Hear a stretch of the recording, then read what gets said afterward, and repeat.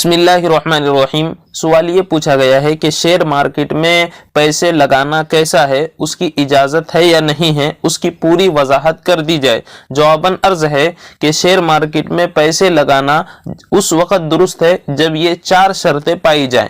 Number 1 पर पहली शर्त ये है कि वो जिस कंपनी के आप शेयर खरीद रहे हैं वो कंपनी का कारोबार हराम ना हो, बुनियादी तौर पर उसका कारोबार हराम ना हो। जैसे उसका कारोबार शराब का ना हो, उसका कारोबार फाइनेंस का ना हो, बैंक ना हो, इंश्योरेंस ना हो। इसी तरह LIC जो है कंपनी है तो उसमें भी आपके लिए पैसे लगाने की इजाज़त नहीं है। म्यूचुअल फंड ये भी बैंक की ही एक किस्म है, उसमें भी आप जो है पैसे लगा नहीं सकते हैं। ये जितने भी आपके सामने बतलाए गए हैं ये सब हराम कारोबार हैं, इनके शेयर्स खरीदना जायज़ नहीं है।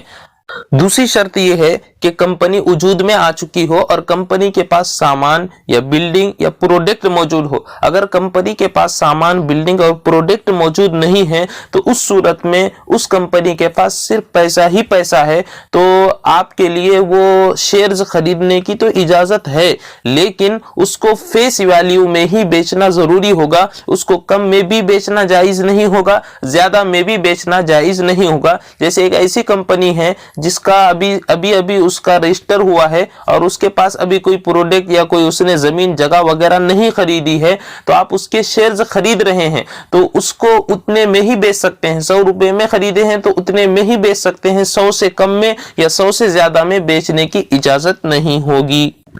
तीसरी शर्त यह है कि बहुत सारी कंपनियां ऐसी हैं जिनका बुनियादी तौर पर कारोबार ये हराम नहीं है, हलाल है, लेकिन वो 2 तरीके से सूदी लेन देन में मुब्तला हो जाती हैं। पहला तरीका यह है कि वो फंड बढ़ाने के लिए बैंक से सूदी कर्जा लेती है, ये भी गलत है। दूसरा तरीका यह है कि उनके पास जो है जायद और सरप्लस रकम होती है तो वो कंपनी उसको फिक्स डिपॉजिट के तौर पर बैंक में जमा करती है और उससे नफा हासिल करती है, और नफा हासिल होने के बाद जिसके भी शेयर्स हैं उनको भी इस नफे में शरीक करती है। तो तीसरी शर्त में ये होगा कि जितना भी नफा फिक्स डिपॉजिट से शेयर्स में दिया जा रहा है उतने नफे को सदका कर देना वाजिब है।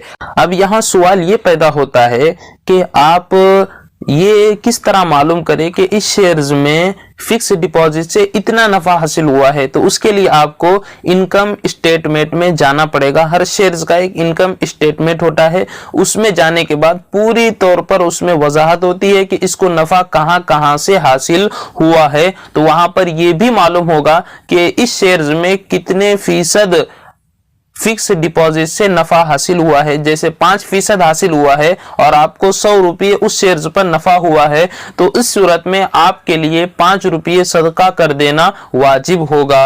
और चौथी शर्त यह है, चूंकि कंपनियां सूदी लेन देन में मुब्तला हो चुकी हैं तो आप उस कंपनी के खिलाफ सालाना जो मीटिंग होती है, AMG जनरल जो मीटिंग होती है, उसमें आप सूद के खिलाफ आवाज उठाएं कि हम सूद को बिल्कुल बर्दाश्त नहीं करेंगे, हम सूद पर राजी नहीं हैं। चाहे अब आपकी आवाज कबूल हो या ना हो, लेकिन आपके लिए उस जनरल मीटिंग में आवाज उठाना जरूरी होगा। ये 4 शर्तें पाई जाएं तो आपके लिए शेयर्स खरीदने की इजाजत होगी, और अगर एक भी शर्त कम हो तो आपके लिए शेयर्स खरीदने की इजाजत नहीं होगी। बहुत सारे लोग म्यूचुअल फंड में अपने पैसे इन्वेस्टमेंट करते हैं, उनको ये बात मालूम होनी चाहिए कि म्यूचुअल फंड में पैसे इन्वेस्टमेंट करना इसकी इजाजत नहीं है, वो पूरा बैंक के जरिए से चलने वाला कारोबार है।